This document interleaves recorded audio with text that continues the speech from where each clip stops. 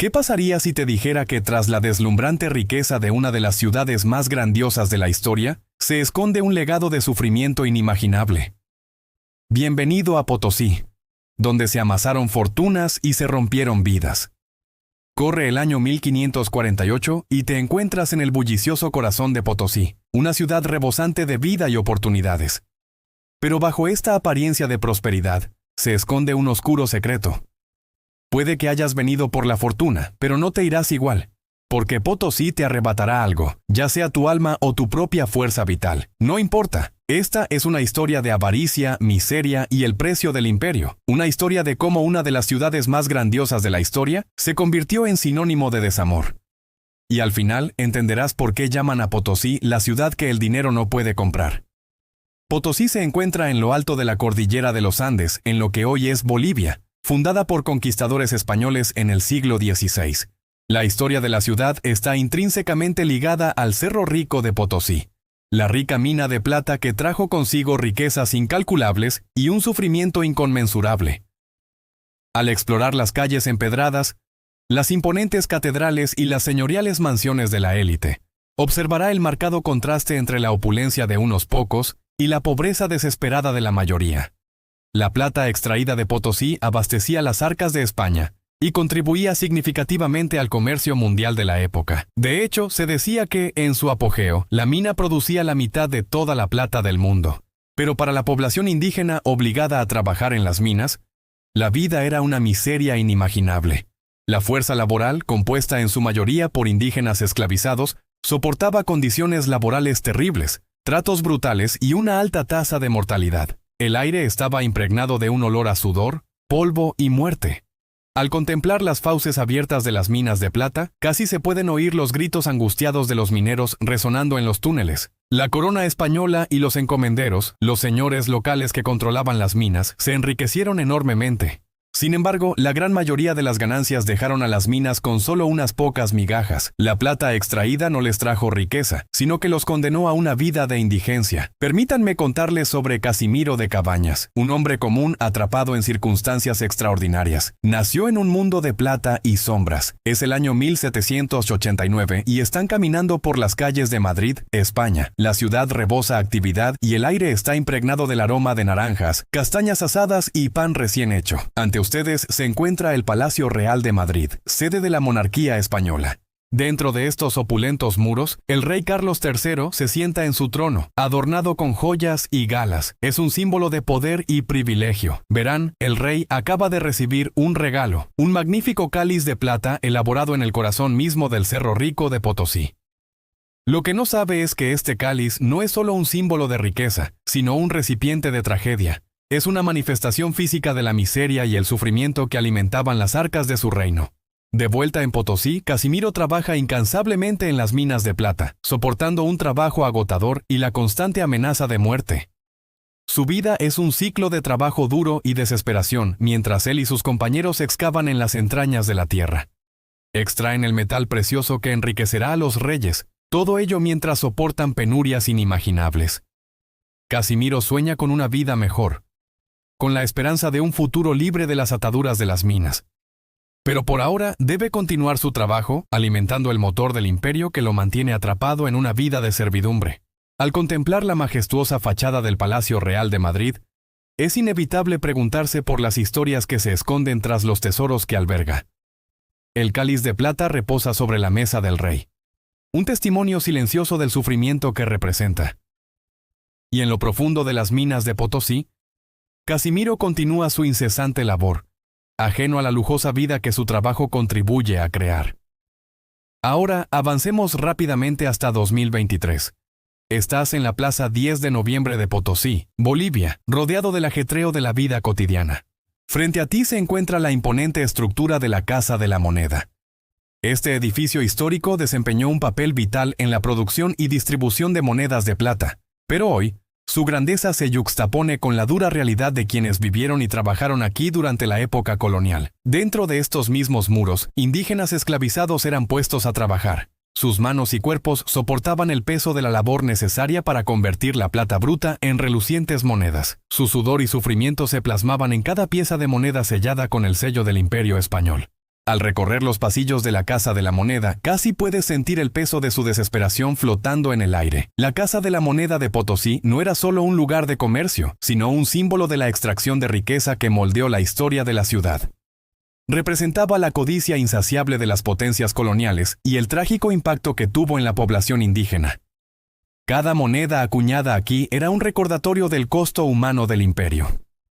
En 2023, Bolivia aún lidia con las repercusiones de este sistema económico colonial.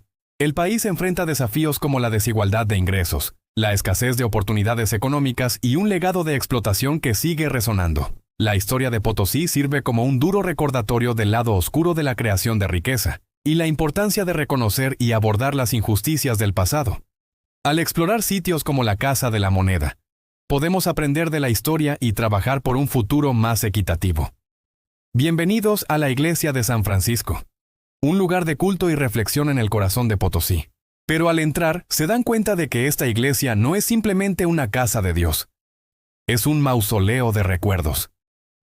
Corre el año 1600 y se encuentran en medio de una ceremonia religiosa.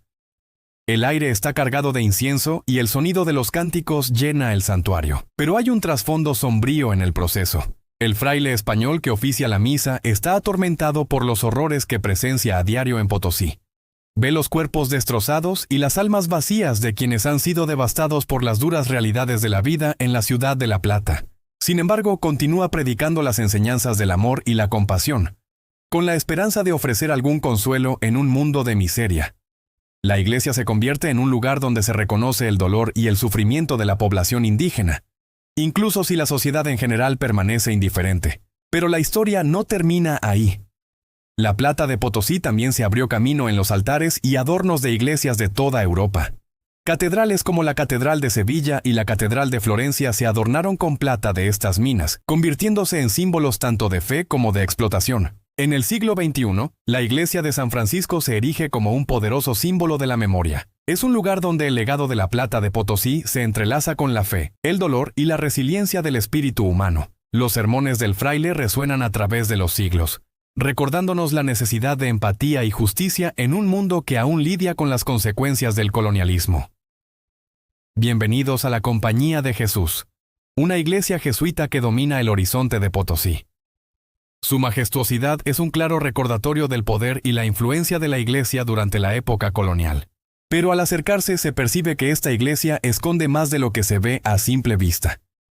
Durante el periodo colonial, la Compañía de Jesús, también conocida como la Compañía de Jesús, desempeñó un papel importante en la configuración del panorama espiritual y cultural de Potosí.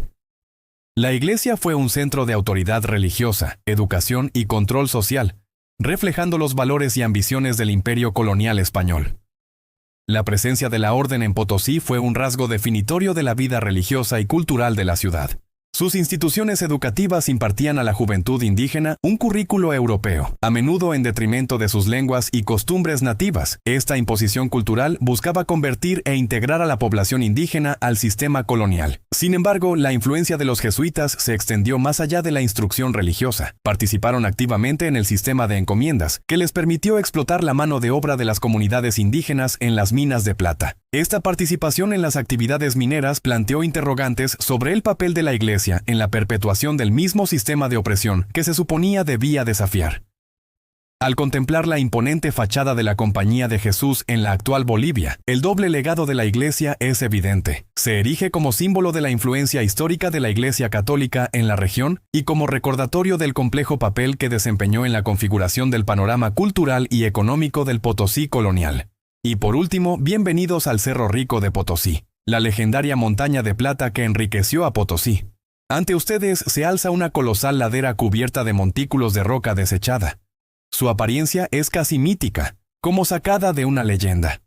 A principios del siglo XVI, cuando los conquistadores descubrieron los yacimientos de plata aquí, creyeron haber encontrado la mítica montaña de oro y plata descrita en las leyendas de El Dorado.